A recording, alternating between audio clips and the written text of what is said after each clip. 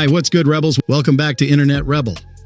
Right now, Mizkif is going through what has to be one of the most brutal, career-ending downfalls in the entire history of Twitch. Everything that's come out so far is so damning that there is genuinely nothing realistic he can say or do at this point to salvage his reputation. In his own response, he even admitted, "I'm ashamed that the situation got so bad." But Emmy was also violent. She would throw clothes or plushies at me, and I punched holes in the walls or slammed doors in aggression. The allegations coming from his ex-girlfriend, Emiru, are absolutely insane. Mental abuse, physical abuse, threats of self-harm used purely as emotional manipulation.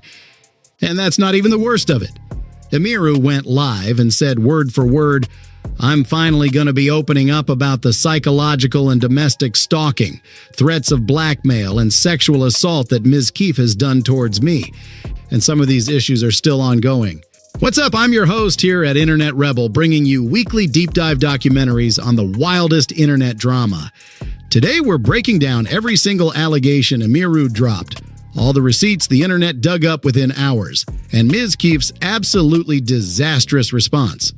This story is still exploding with new details literally every day, so smash that subscribe button and the bell so you don't miss anything. Let's dive in. For anyone who's been off the grid, Mizkif and Emiru are two of the biggest streamers on Twitch. Emiru regularly pulls almost 19,000 concurrent viewers. Mizkif averages over 14,000, 15,000. They lived in the same house. They were both signed to the same massive org, OTK. And even though they never officially confirmed it, the entire community already knew they were together. Fans actually thought it was super cute and wholesome. Yeah. Nobody saw what was really going on behind closed doors. The bomb dropped on October 25th, 2025. Emiru went live with a stream titled Talking About Some Things. Everyone thought she was finally addressing the psycho fan who rushed the stage and attacked her at TwitchCon just days earlier. Nope. She came with a completely different script and opened with, "Today I'm finally going to be opening up about the psychological and domestic stalking, sexual assault, and threats of blackmail that Mizkif has done towards me, some of which are still ongoing." She started by confirming the relationship everyone already suspected. "We did a ton of streams together. A lot of people already know this, but I'm just going to say it. We started dating in January 2022. Then she explained exactly why she was breaking her silence now. First and biggest reason, she had made a rule for herself years ago that if she ever found out someone else was in danger because of information she had, she would speak. 3 weeks before the stream, 3 separate people, one of whom saw it happen, told her Mizkif had done almost the exact same things to another woman in LA at the end of September. That woman isn't a streamer, isn't a creator, just a regular person. Emiru said she couldn't sit on that knowing almost nobody else had the full picture. Second reason, ever since they broke up earlier in 2025, Mizkif had been threatening to launch a full smear campaign if she ever spoke out. He tried recruiting mutual creator friends to take his side. When none of them agreed, he went full supervillain. At TwitchCon, he allegedly cornered one of Emiru's employees and said, "If she ever talks about me, I will destroy her." That was the final straw. She decided to get ahead of whatever he was planning. Then she started laying out the allegations, beginning with how controlling he was, what she wore on stream, who she was allowed to be friends with, even when she was allowed to go live. That alone is a massive red flag, but it escalated fast. She said it started slow. He'd throw full plastic bottles at her, even though she told him it scared her and she bruised easily. He'd chuck his phone at her. One time it hit her directly in the eye and gave her a black eye. He always called it an accident, and back then she brushed it off. Now she sees it as him testing her boundaries. A lot of this would normally just be her word against his, except the internet went full CSI. Within hours, people found a May 2023 mirror stream screenshot accidentally showing a close-up of Emiru's face with a very obvious black eye. Leaked DMs from the same time had her telling friends the black eye was finally fading.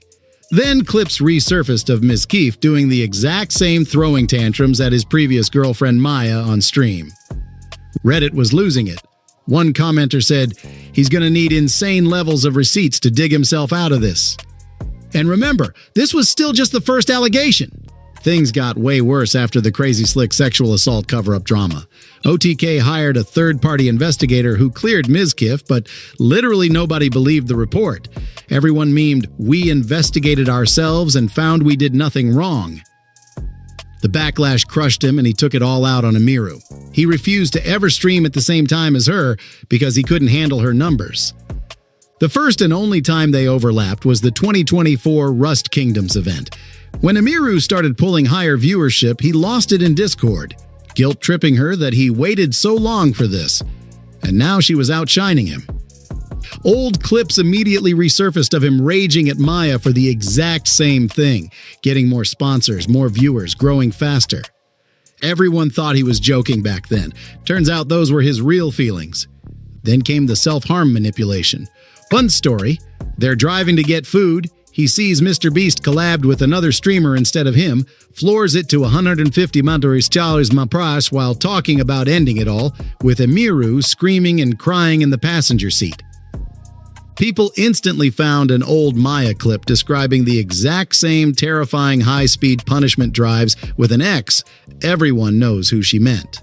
There were nights he'd destroy furniture in front of her, punch more holes in walls, you can still see them in old VODs, slam doors so hard he broke the lock while she was live, bang on her locked stream room door screaming when she hid from him, wake her up yelling that his insecurities were her fault, throw his phone at dressers because her YouTube video did better than his.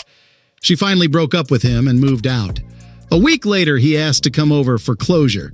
She was crying on the couch. He started hugging her, then kissing her face, then suddenly climbed on top of her and aggressively shoved his hand down her pants. She screamed. He stopped, but instead of apologizing, he said, "I feel weird now. I think I did something wrong," and just left while she was still sobbing.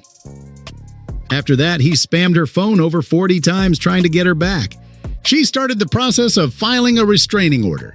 By the end of her stream, the entire internet had turned on Mizkif. Most people thought he'd vanish for months. Instead, just hours later, he went live and opened with full demon time threats. "Expose everything, bro. It's time to go full demon time. I will expose everything about every person you've ever known." Then he denied throwing things at Emiru on purpose, claimed he was just tossing his phone onto the bed while brushing his teeth. Blamed the toxicity on Crazy Slick stress, said Emiru was just as violent because she threw plushies, claimed he was only controlling to protect her from stalkers, said 150 Meprai is just how he drives in Austin, retold the couch incident like a consensual makeout he stopped immediately. He also tried to flip the script by accusing Emiru of animal neglect with her rabbits, even showed a disgusting cage video. Emiru literally predicted he'd weaponize the rabbits. Her best friend, Ikipitako, dropped a massive statement completely debunking it. Explained the cage was dirty because she was mid-emergency move-out after escaping him, that she spent thousands on vet bills, that most of the rabbits that passed had terrible genetics from a breeder years before Mizkif. Rabbit experts in the replies backed every word. Hours after his response, Mizkif was still raging in offline chat, blaming everything on secret steroid cycles, daily shrooms, acid, and being suicidal, none of which he mentioned during the actual stream. The excuses kept changing. He's already been kicked from OTK. As I was finishing this script, he apparently filed a defamation lawsuit against Emiru and her manager Mond. But every legal account that's looked at the filing is openly laughing, saying Discovery is going to destroy him and he's about to lose spectacularly. This drama is nowhere near over.